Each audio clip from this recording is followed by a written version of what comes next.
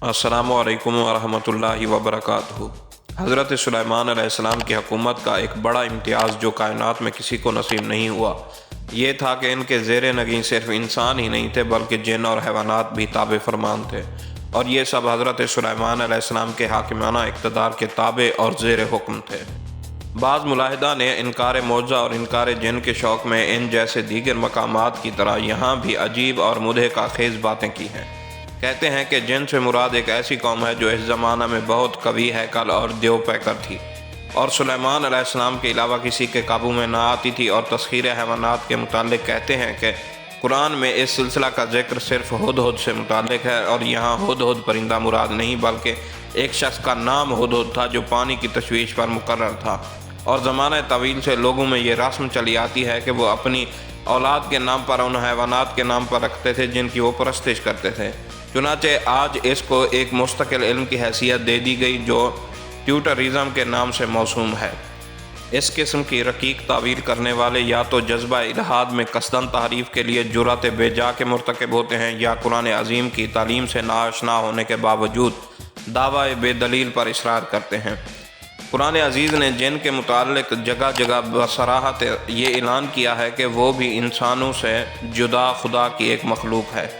اس بارے میں اللہ تبارک و تعالیٰ نے قرآن مجید فرقان حمید میں ارشاد فرمایا، وَمَا خَلَقْتُ الْجِنَّ وَالْإِنسَ إِلَّا لِيَعْبُدُونَ، اور ہم نے جن اور انسان کو صرف اس لیے پیدا کیا کہ وہ خدا کے اطاعت گزار ثابت ہوں۔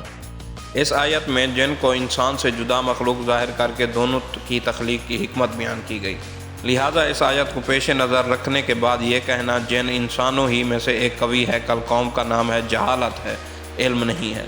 اس طرح جب کہ ہدہد کے واقعے میں قرآن عزیز نے صاف صاف اس کو پرند کہا تو کسی کو کیا حق ہے کہ اس کے خلاف لچر تعبیر کی پناہ لے؟ قرآن عزیز میں ہے، اور سلیمان نے پرندوں کا جائزہ لیا تو کہا کیا بات ہے کہ میں ہدہد کو نہیں دیکھتا، کہاں غائب ہیں؟ غرض سلیمان علیہ السلام کو اللہ تبارک و تعالیٰ نے یہ بے مثل شرف عطا فرمایا کہ ان کی حکومت انسانوں کے علاوہ جن حیوانات ہوا پر بھی تھی، اور یہ سب بحکم خدا ان کے حکم کے تابع اور مطیع تھے، اور یہ سب کچھ اس لیے ہوا کہ حضرت سلیمان علیہ السلام نے ایک مرتبہ درگاہ الہی میں دعا کی تھی، اے پروردگار مجھ کو بخش دے اور میرے لیے ایسی حکومت کر جو میرے بعد کسی کے لیے بھی میسر نہ ہو، بے شک تو بہت دینے والا ہے۔ چنانچہ اللہ تبارک و تعالیٰ نے ان کی دعا کو قبول فرمایا اور ایک ایسی عجیب و غریب حکومت عطا فرمائی کہ نہ ان سے پہلے کسی کو نصیب ہوئی اور نہ ان کے بعد کسی کو میسر آئے گی۔ حضرت ابو ہریرہ رضی اللہ تعالیٰ عنہ سے منقول ہے کہ نبی اکرم صلی اللہ علیہ وسلم نے ایک دن اشارہ فرمایا،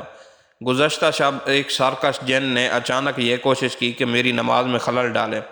مگر خدا تعالیٰ نے مجھ کو اس پر قابو دے دیا اور میں نے اس کو پکڑ لیا۔ اس کے بعد میں نے ارادہ کیا کہ اس کو مسجد کے ستون کے ساتھ باندھ دوں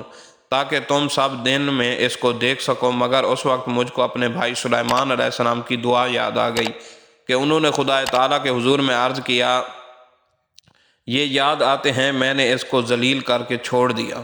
نبی اکرم صلی اللہ علیہ وسلم کے اس ارشاد کا مطلب یہ ہے کہ اگرچہ خدا تعالیٰ نے مجھ میں کل انبیاء و رسول کے خصائص اور امتیازات جمع کر دیے ہیں، اور اس لیے تسخیر قوم جن پر بھی مجھ کو قدرت حاصل ہے، لیکن جب کہ حضرت سلیمان علیہ السلام نے اختصاص کو اپنے ترا امتیاز قرار دیا تو میں اس سلسلہ کا مظاہرہ مناسب نہیں سمجھتا۔